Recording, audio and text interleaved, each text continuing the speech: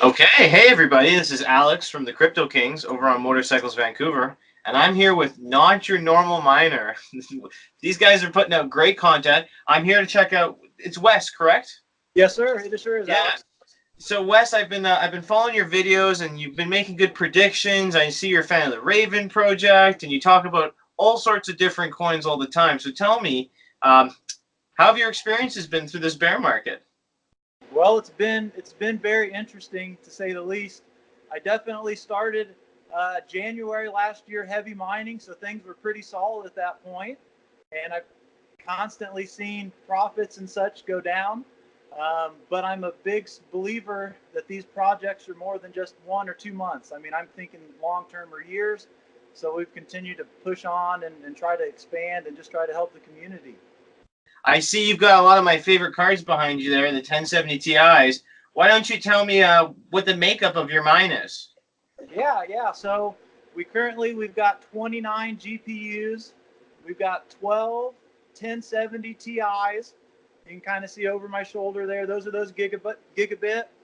We've got four 1080 Ti test rigs. So that's for our pool testing and those types of things, minor programs, all that kind of fun.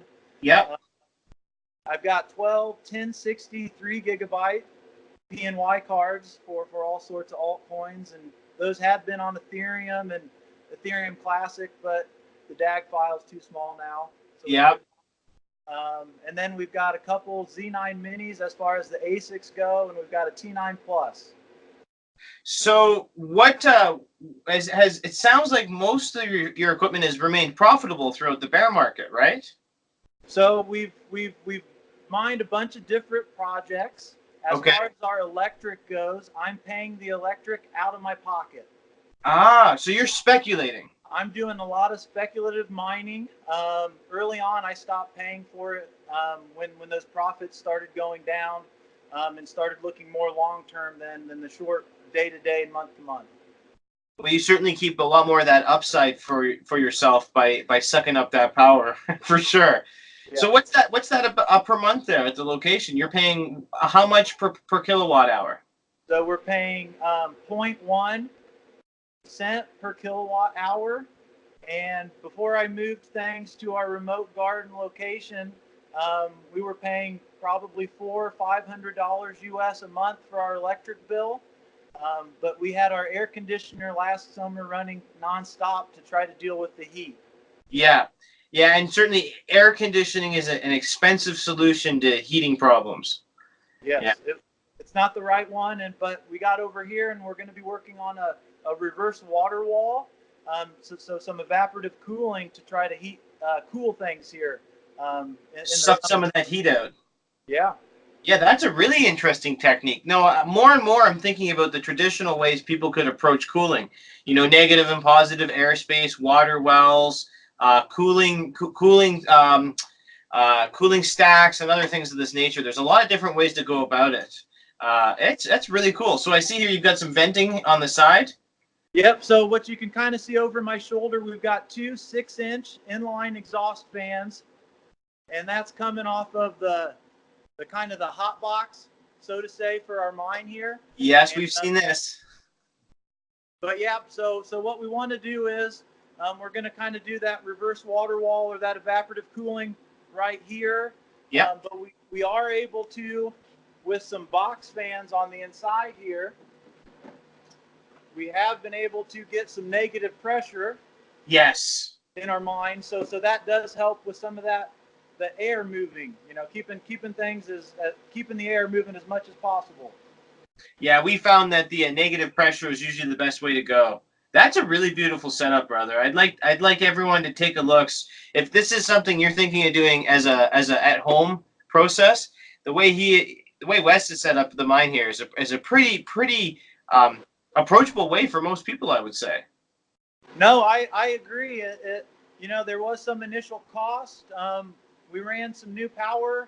We did only run 110, so I'm already seeing issues there. We're going to update to 220. Good. Especially once we got that ASIC, that T9 Plus, man, that thing's hammering at 12 amps. Wow.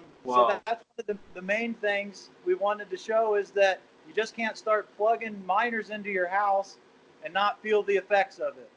Yeah, certainly power upgrades are something that everybody should start with before put a brand new panel in and get a whole new another connection coming into the house if you can get away with it. Otherwise, you'll be glowing like yours and mine's at the Masters, I imagine.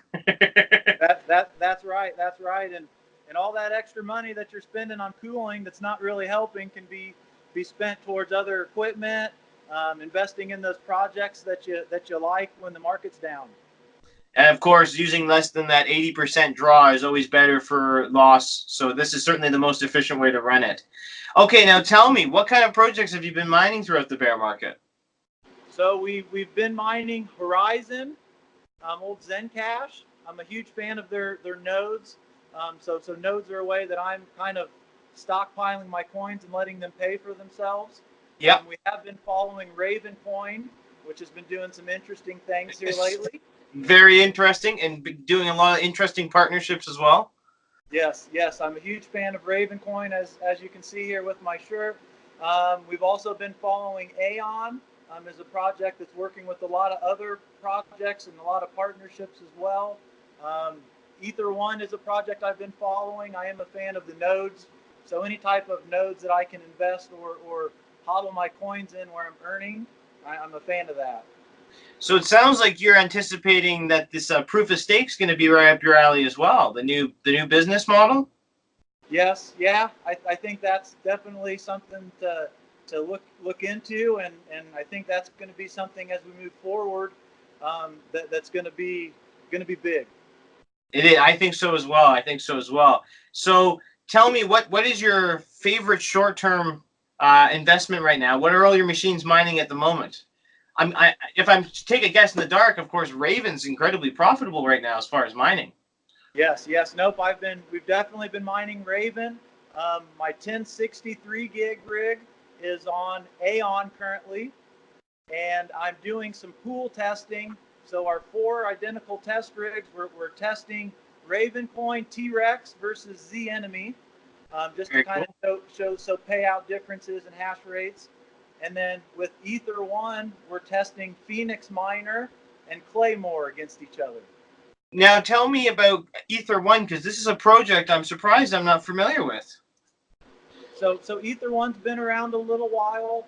One of the things that they're big on is their EthoFS decentralized node network. So it's going to be a way for anyone from content creators to have a place to store content. A lot of different things are going to be able to come off of that network, I think. Very interesting. So like a storage platform for documents or for media, or how are they pitching it? All of the above.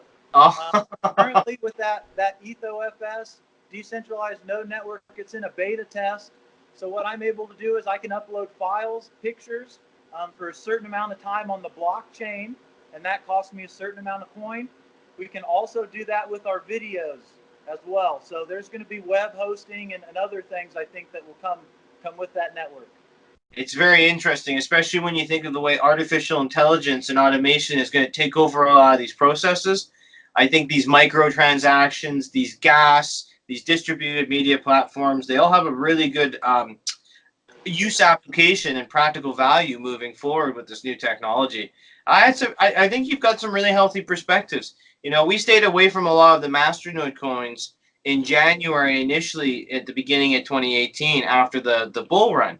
But it seems that several of the coins are still building value. One of the ones we've been looking at recently was the Fork of Loki, which had a really low work rate there for a few days. So we were able to accumulate quite a lot of coins in that way. So do you have any tips for people who are doing speculative mining, aside from trying to catch the coin forks and things of this nature when they happen? Because, of course, that's one of the most lucrative ways to speculate mine. It definitely is. You got to catch it early on those forks. But, you know, I've been finding just being very active in social media. So on Twitter and in Discord, you find a lot of people that are finding these projects before I have any idea that they're out there. And, you know, you find a few people that you do trust. Yep. Very community driven. I'm very community driven.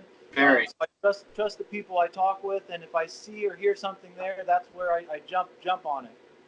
And I think probably the most unique advantage that most people don't understand or appreciate about the types of coins that you're working with, these masternode coins, these proof of stake coins, these holding based coins, a lot of times even before they reach the public markets or are listed on exchanges, they're still quite liquid within the Discord communities or through different postings or even on the Bitcoin talk groups. You often find people trying to accumulate the 45,000 coins or whatever is required to accomplish the full node or master node in a sense. So I think if you're spec mining, I think the coins that you're targeting most in your videos are more often than not some of the better approaches for sure, because it allows you to be liquid outside of the market listings, because so often some of these projects go nowhere. That's right. That's right. Yeah. And that's the one thing that people need to understand with speculative mining. For me, I'm a hodler. And a year from now, who knows where these coins are going to be? But I have watched coins over the last year or two that have been around for a while, and I see a trend. And it's even though it's very volatile, it's typically an up kind of trend, and that's where I'm at. I'm definitely long term.